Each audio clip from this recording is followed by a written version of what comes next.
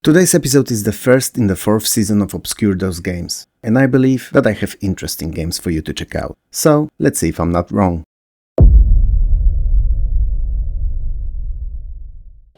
Darkside Story tells the tale of a young Jedi who, after accidentally killing his mentor during training, tastes the sweet flavor of emerging power and becomes engrossed with the endless possibilities offered only by the dark side. No, wait, wrong dark side. Pity though, as it could have been something epic.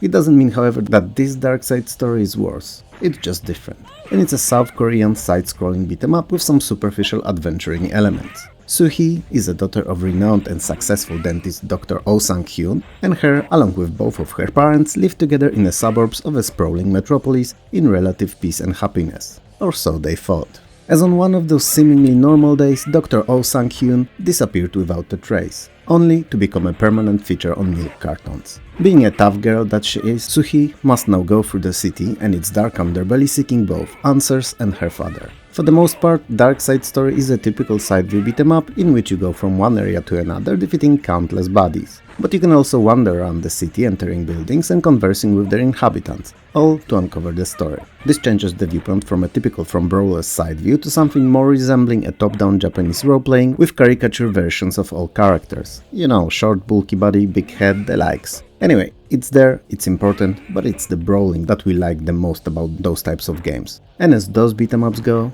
Darkside Story is surprisingly fun. Soo-hee has a nice set of basic moves, she can even juggle a bit when hitting enemies in the air multiple times in a row, and the fighting overall feels very competent and well designed. The enemies, while not being the biggest sprites you've seen, are really nicely and interestingly drawn, definitely feeling more like a modern indie fighter rather than 1990s beat-em-up characters, which is a tad surprising but also welcome new look to the game. There are naturally HP restoring items scattered around the stages, and they're, in respect to the best traditions of the genre, hidden in and around roadside objects, like under the trash cans for instance. I was always baffled by this mechanic as I could never understand eating from under the trash can, but I suppose a person's life can have its ups and downs and perhaps at times one may have no choice. Well, it's a sad thought perhaps, and naturally it would be best if there was no hunger in the world, but that's hardly anything within my control. So, coming back to our game, it's really fun, pick it up if you get a chance, it's worth it.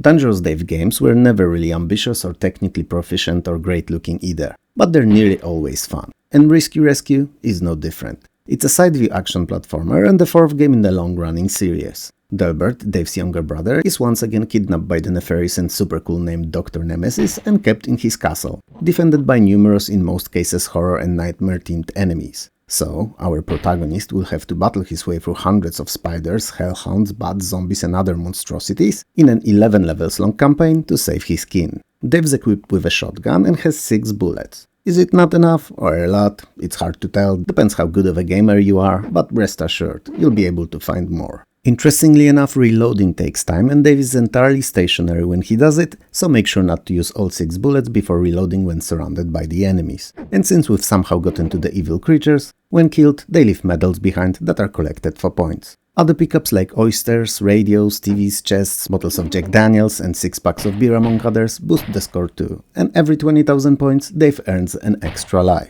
That said, inclusion of alcohol in a platformer would most likely not fly today, so we gotta appreciate 1993 for being an entirely different world to the one we live in now. Mind you, before you storm to the comments to set me straight, I never said it was better. While Risky Rescue is not a looker, sporting EGA presentation only and a very typical for it mix of heavily contrasting colors, it still looks way better than its predecessors did. Same can be said about sound design. Picking the Sound Blaster as your sound source unlocks additional effects that are not present using other sound hardware. Some may look at Dave today and disregard it as a bad game, based on the graphics and very keen-like animations alone, but it's a mistake, and Dave is both dangerously fun and risky addicting, because despite its simplicity, if you give it a chance, it may rescue you from boredom.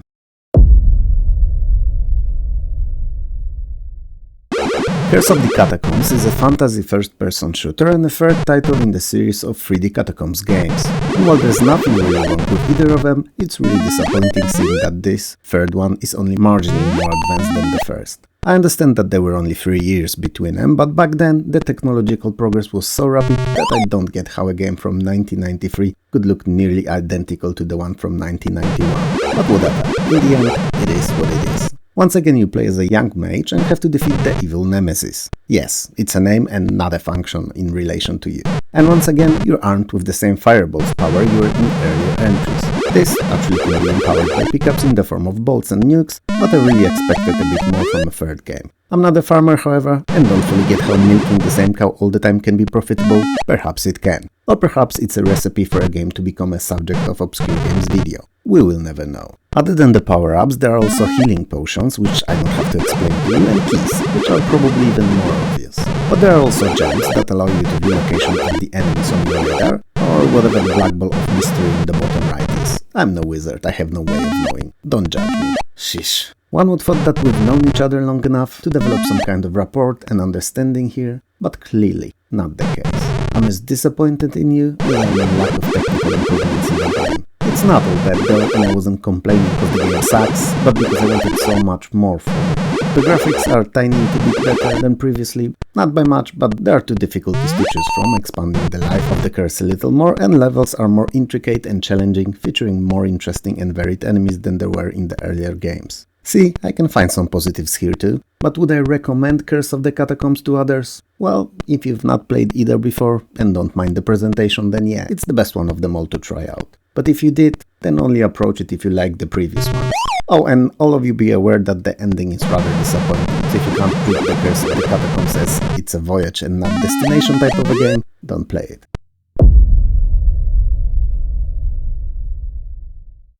Defender of Boston: The Rock Island Mystery is a game with the worst title screen that I've seen for a long while, and I've seen some really terrible text-based 8-bit game titles. This one's amongst the worst of them. I mean, just take a look. It truly is fugly. Anyway, as the saying goes, it's not the title that makes the game, so let's talk about the product itself. Defender of Boston is a first-person real-time detective and occult mix of an RPG. An unusual pairing that had the potential to be great, but sadly fell short of realizing it in full. It's not bad, don't get me wrong, it's just not what it could be. The game takes place in 1921 and you play as a PI assigned to investigate a disappearance of Fred Black, your agency's associate who vanished without a trace on a rock island. Not a description, name. Along with so-called The Thing, which seemingly is a mysterious artifact of immense and dangerous to humanity power. While the story is not bad and pretty interesting, with some obvious Lovecraftian overtones, nearly everything else seems to be rushed or just lacking those last two coats of polish to shine. I mean, it's more than prominent even in the character creator at the very beginning of the game, where on one hand you've series of interesting and fresh skills to allocate points in, like fast talk, tai chi, listen or ninjutsu.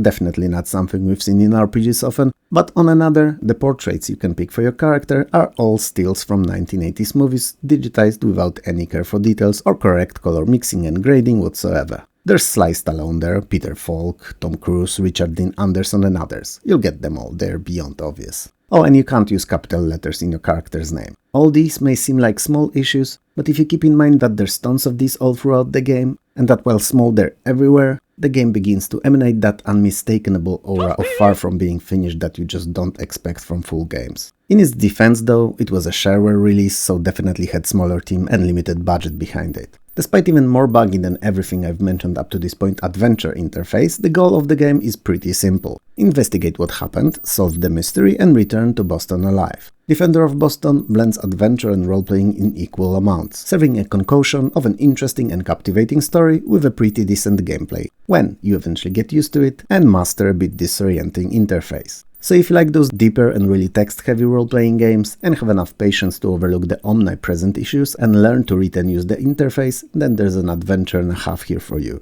That could be for everyone, especially that it's virtually the only as complex detective-themed role-playing out there, if it was only a bit more polished.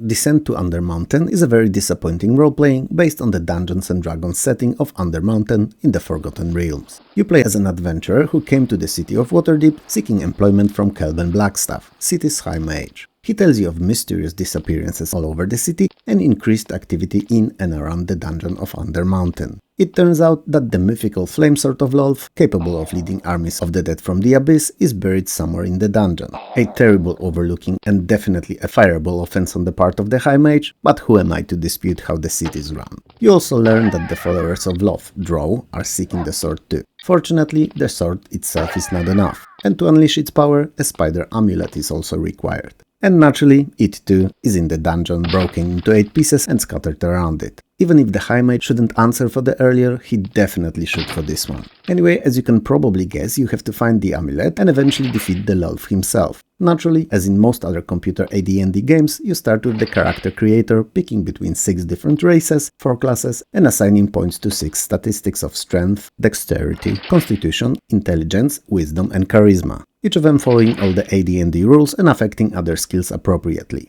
On your quest, you will travel between the dungeon and Waterdeep constantly, the Yawning Portal Inn in particular, which will serve as a hub where you'll be able to sell your treasures and trade for goods and services. Descent to Undermountain is viewed from the first-person perspective, played in real time in both exploration and combat, and offers a healthy mixture of adventuring with puzzle solving. Defeated enemies drop items and gold coins, and items can be used or sold. Your call. Interestingly enough, the Descent part of the title comes from a 3D graphical engine that was used in making of the game, one that came from 1995's Descent, and as it became painfully obvious during development, was entirely unusable for creation of RPGs with close combat mechanics. So it needed a lot of work and rewriting to support such gameplay concepts and mechanics. And even when it was finally done, it was still far from perfect. The engine was old and buggy, and the game was prone to technical issues and crashes. And worst of all, not only it ran terribly, even on the fastest of systems, but also AI was something that left a lot to be desired. All that coupled with shoddy, old even when it released graphics, and way too early predetermined release date, resulted in underperforming in sales and gameplay product. In Descent's defense, it had well-designed dungeons and story, but everything else seemed to be working against it, so it failed, quickly becoming obscure and forgotten.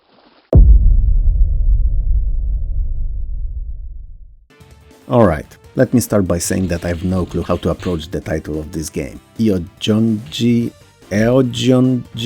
I don't know, man. It's something I will never wrap my head around, it seems. I'm gonna call it EJ, and you will pretend that you know what I'm talking about and we'll be all set, alright? Good. So, EJ is a Korean side-scrolling beat-em-up and another excellent release from the country. I've been covering quite a few Korean games recently, but they're the easy pick, you know. Many of them never released in the West, or did in a limited manner, or even years later after they originally came out. They fit this series perfectly, and EJ is no different. It's based on a comic book by Myung-Jin Lee and tells a tale of a rebellious teenager, Namgung-gan. So, one of those days, Namgung decided to forget his violent past and start over. And as he was about to get to his school, he was distracted by a beautiful girl, and almost immediately after, his wallet was stolen. Without giving it any thought, Namgung reverted to his old self that he so wanted to leave behind and set off after the thief, just to find himself facing a dangerous criminal organization. Now, how much money that teen had, or why would organized crime syndicate wanted a teenager's wallet, are questions we'll never get answers to. But it's probably for the best, cause if we did, we would not have this pretty cool game. EJ's gameplay is similar to any other standard brawler you saw in the arcades, and I gotta say that, at least presentation-wise, it's actually on comparable level to most of arcade hits. In terms of gameplay, it actually builds a little on the tried and tested walk right and kick the shit out of everything formula by adding some superficial and yet very refreshing RPG elements. So by beating and defeating opponents, Namgung collects experience points, which he can then later on spend on learning new moves or upgrading his health, attack power or speed. It's a novel concept and it works great if I say so myself. So, if you're in the market for yet another beat 'em up, it's definitely a one worth wasting time on, and chances are that you've never played it.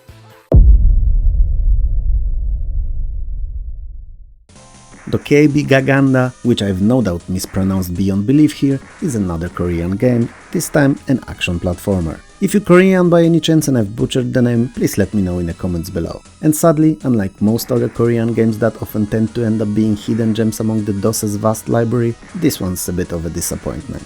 You can play as either he or she, Kobe or Komi respectively, and you traverse from left to right through a series of thematically arranged worlds, each consisting of 3 stages and always ending with a boss fight. Kobe is armed with a club and Komi sports a hammer, both equally as deadly, and other than the choice of their arms, both play identically and differ in nothing other than the looks. Interestingly enough, Dokkaebi-Ga Ganda features a simple combo system which allows for chaining of multiple attacks with correct key combinations, and it's definitely not something often present in platformers, at least not Western ones. And these combos can actually come in handy, as enemies tend to come at you in groups, ganging up and pushing you off the platform straight into your demise, Angry Mob style. Most of the items available for pickup during gameplay have no additional game-changing effects and are there only to raise your score, with an exception of rice balls, which refill your health in amount directly proportional to the ball's size. While the developer advertised the game as made specifically for kids, it was hardly fair suited for the younger audiences. The difficulty level was way too high for an average child, and technical issues in the form of overly sensitive controls, way too zoomed-in viewpoint, disappointing collision detection, and tiresome and confusing implementation of parallax scrolling made Dokkaebi-Ga Ganda not only overly demanding, but also annoying to play. Sad, as the graphics are really stand out in this one, with its large, detailed and generally speaking pleasant to look at sprites. So, unless you're a hardcore collector of all things platforming, or Korean games in particular, I wouldn't recommend seeking it out.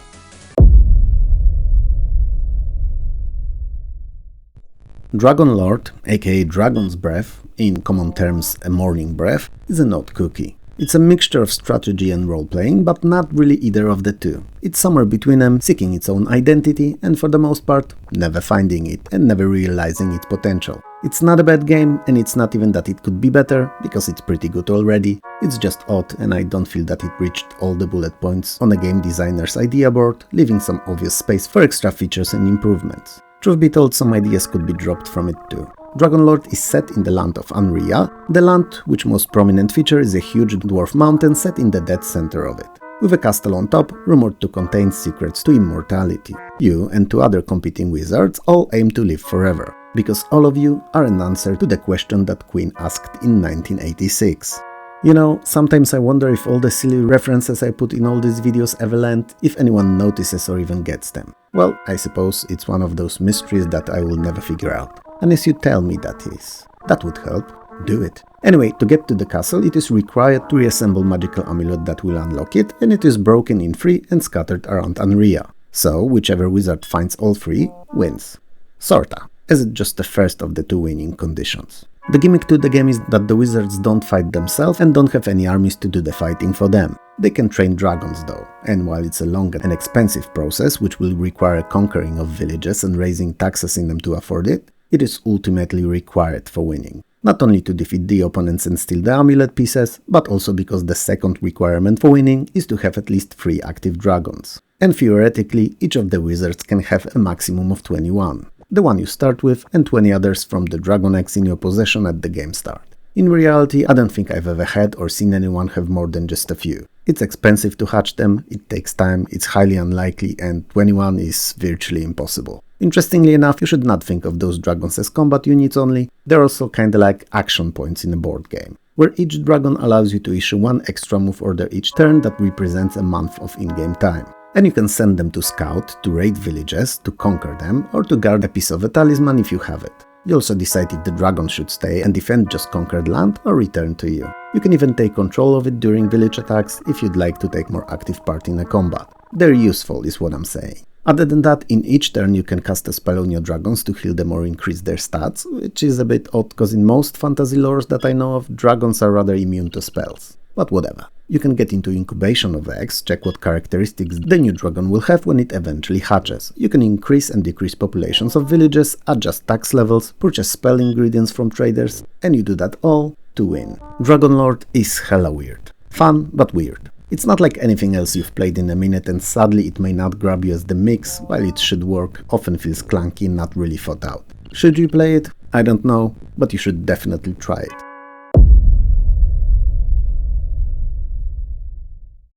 Dungeon Explorer is a very simple, early Zelda-like light role-playing adventure title. It's a game that focuses on adventuring, puzzle solving and exploration, much more than on traditional 4D RPG statistics and combat. The aim of it is that simple: explore all rooms contained within the adventure and come back alive. And I mentioned the adventure because Dungeon Explorer was designed and programmed in a way that would allow additional adventures to be easily added on when released, and played separately from the main one. I'm not sure if any others ever came out, if I'm to be honest, but the built-in one is called Dungeon of the Beast and contains 64 rooms to explore and get lost in. So, you start the game by creating your character, equip it with whatever you can afford, and head off to the dungeon. As you progress through it, earning experience, defeating enemies and solving various, in most cases physical puzzles, you'll start amassing more funds. With them, you can heal yourself or purchase better equipment, which in turn will allow you to go further and further and challenge even greater dangers and traps. Most of the puzzles will see you pushing blocks around, which is one of the reasons other than the presentation why I drove the comparison to the early Zelda here. And they're not overly demanding for the most part, and the difficulty curve progresses linearly, so you should have quite a lot of fun with them. Combat, while present in the game, is not the main focus of it, so if you prefer your RPGs combat-centric and heavy on the stats and stat-based skill checks, Dungeon Explorer is definitely not for you. But if you're looking for something easier, lighter, and just more on the relaxing side, it's 100% something for you to try out.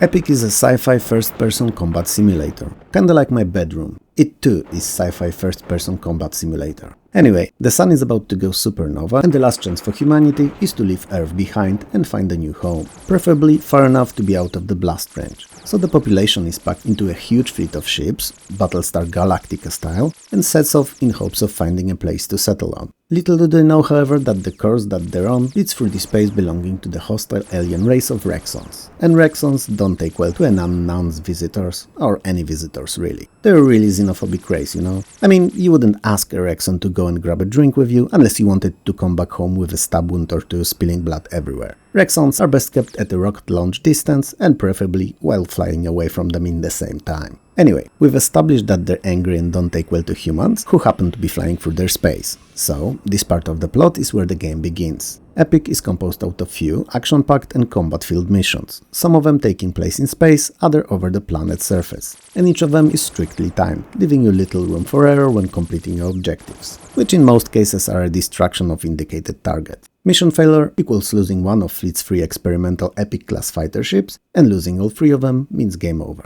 Epic is built on an enhanced engine that was used earlier to create F-29 Retaliator Combat Flight Simulator and mixes 3D environments with 2D sprites uniformly, and the influences of that former title are more than prominent in Epic, which in itself is a very enjoyable sci-fi simulation that I have nothing bad to say about other than that it's a bit short. So, if you like simulators, you'll be sadly done with this one in no time. It's still worth experiencing if you're into this, so it's fun, give it a go. A very Korean games heavy episode, isn't it? But I'm often reminded how many cool titles they've released and how few of them ever got here. Perhaps I should make a video about games from Korea. Well, it's not the time or place for it here. What do you think of today's games though? Any struck your interest? Let me know in the comments below. If you liked the video, hit those like and subscribe buttons below. Smash them if you have to, it helps more than you could ever know. Also, I would like to thank you and all my amazing Patreon and YouTube members for helping this channel keep going. And last but definitely not least, I would like to thank all the wonderful folks who record and upload playthroughs, let's plays and other retro-centric videos here on YouTube, because they help to preserve the games that would have otherwise been long forgotten. So thank you.